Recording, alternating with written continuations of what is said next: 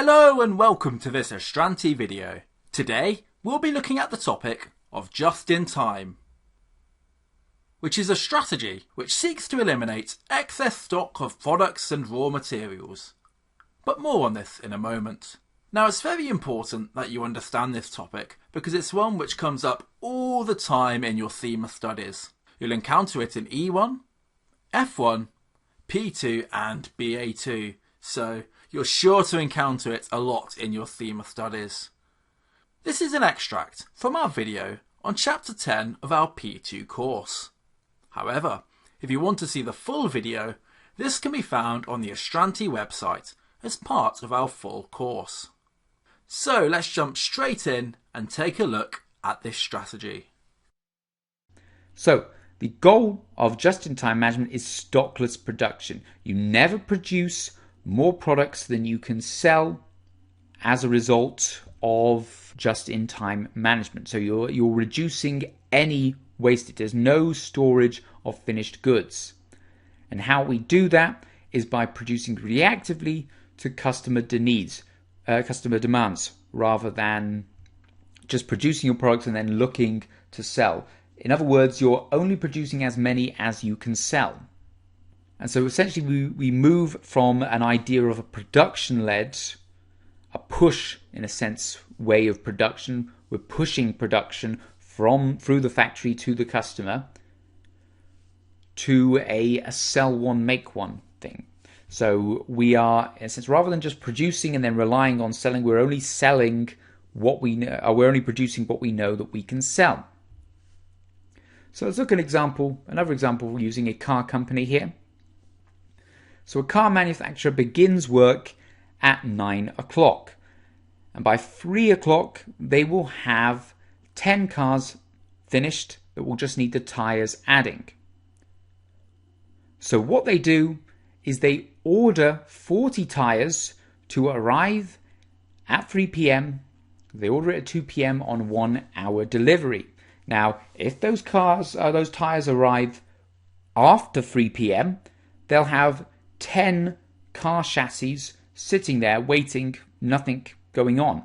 If they arrive before 3 p.m., they'll have 40 tyres sitting around doing nothing. So the whole point of just in time is they arrive exactly at 3 p.m. just as those 10 cars are rolling off the production line, or not rolling because they haven't got their tyres yet, but they are coming off the production line and the tyres are fitted almost the second they arrive. And production can continue with no interruption whatsoever. The tyres come in, get put on the cars that are just ready for having their tyres put on, and then they move on. There's no interruption to production whatsoever. Companies not had to waste any floor space storing the tyres, not had to waste any floor space storing the half-completed cars. They can just move on straight away.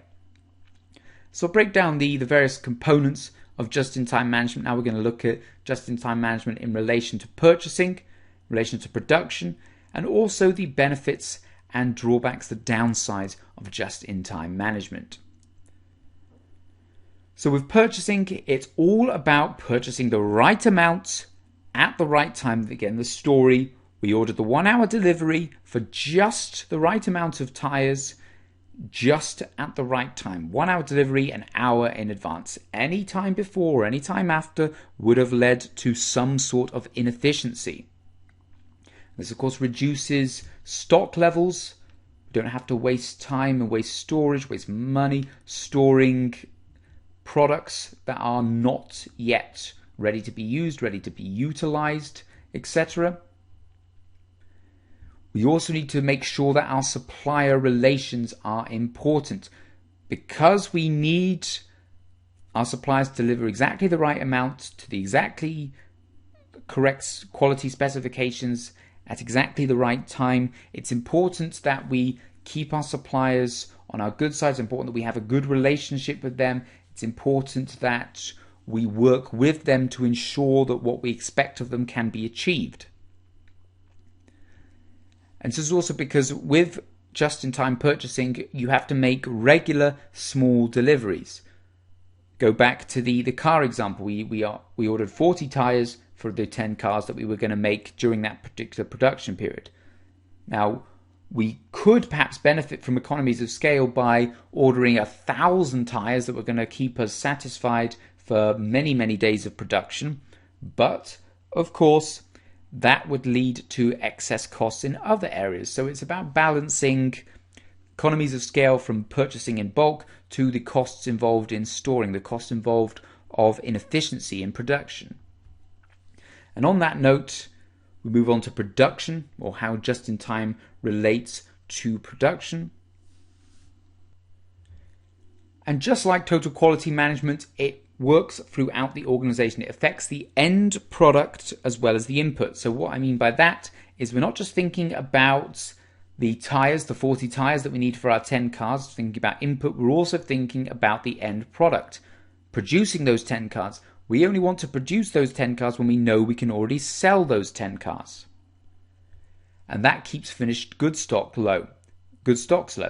So rather than producing those 10 cars and then them sitting on a forecourt waiting, we know that there is a garage that sells cars that is looking for 10 of our cars on that particular day. Create those 10 cars, ship them out, no wastage. Everything is efficient, everything is working in sync. And that's why it's also important to have good infrastructures at your organization, good accounting departments that can forecast needs and wants of consumers and customers. So we've now come to the end of this video, and you should now have a good idea of what the just-in-time strategy involves. However, this extract was only the tip of the iceberg, and there's much more you'll need to know for your exams.